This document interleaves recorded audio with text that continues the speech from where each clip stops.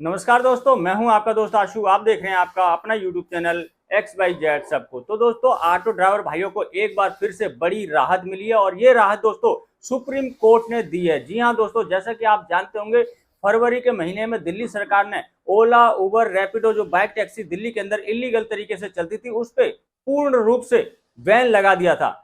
और दिल्ली के अंदर ये जो बाइक टैक्सी है, इसको बंद करवाने में सबसे ज्यादा जो योगदान था, जैसे कि आप जानते होंगे, ऑटो रिक्शा संघ के महामंत्री राजेंद्र सोनी जी का और all Delhi auto taxi transport Congress union के किशन वर्मा जी का काफी ज्यादा योगदान रहा था ये बाइक टैक्सी बंद कराने में। लेकिन दोस्तों, जैसा कि आप जानते ही होंगे कि ये जो कंपनियां हैं, काफी ज्यादा पैसे वाली कंपनियां हैं, बहुत बड़ी बड़ी कंपनियां हैं। ये कहां मानने वाली थी, क्योंकि इनको प्रतिदिन के हिसाब से कम करोड़ों रुपए की कमाई होती है। यही सब कुछ देखते हुए ये जो कंपनियां हैं सुप्रीम कोर्ट पहुंच गई थी। जी हां दोस्तों, सुप्रीम कोर्ट पहुंच गई थी, क्योंकि दिल्ली हाई कोर्ट ने कुछ दिन पहले ये आदेश दिया था, दिल्ली सरकार को ये आदेश दिया था कि जब तक दिल्ली सरकार कोई नया नियम, नया कानून नहीं बना देती है, तब तक ये जो बाइक टैक्सी है इसको चलने दिया जाए, इन पे किसी प्रकार का कोई ठोस कदम ना उठाया जाए। तो दोस्तों, दिल्ली के अंदर जो ऑटो टैक्सी ट्रांसपोर्ट यूनियन थी, जैसे कि राजेंद्र सोनी जी होगा, किशन वर्मा जी होगा, ये हमेशा से इस बाइक टैक्सी का विरोध करते आए थे और उन्होंने काफी ज्यादा विरोध किया। तो दिल्ली सरकार हाई कोर्ट के उस फैसले को चुनौती देने के लिए सुप्रीम कोर्ट पहुंची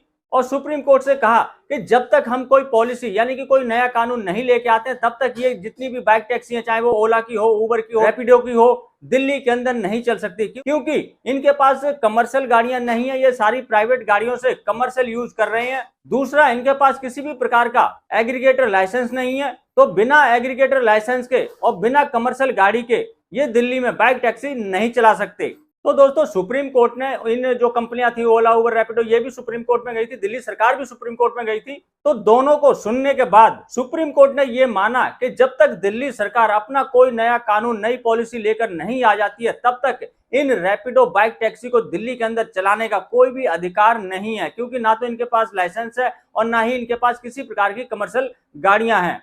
तो सुप्रीम कोर्ट ने यह फैसला किया कि जब तक दिल्ली सरकार कोई कानून और कोई नियम नहीं लेके आती है, तब तक दिल्ली के अंदर किसी भी प्रकार की बाइक टैक्सी नहीं चल सकती।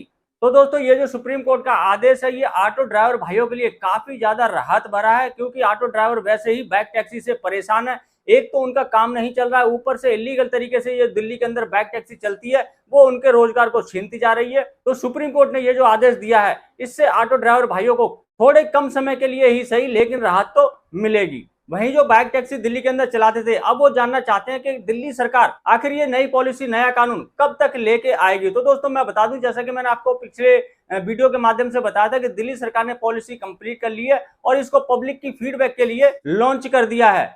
लगभग 30 दिन का समय दिल्ली सरकार ने पब्लिक को दिया है कि वो अपनी अपनी जो भी फीडबैक है वो हमें दे सकते हैं। उसके बाद इस कानून को पूर्ण रूप से लॉन्च कर दिया जाएगा। तो दिल्ली सरकार की माने तो दोस्तों 31 जुलाई के आसपास ये पूर्ण रूप से कानून दिल्ली के अंदर लागू हो सकता है। तो दोस्तों, ये थी मेरी बाइक टैक्सी के ऊपर छोटी सी जानकारी। आशा करता हूं कि आपको अच्छी लगी होगी। अगर अच्छी लगी तो लाइक कर देना, चैनल को सब्सक्राइब करना मत भूलना। दोस्तों, मिलते हैं किसी और जानकारी से भरपूर वीडियो में, तब तक के लिए जय हिंद, जय भारत।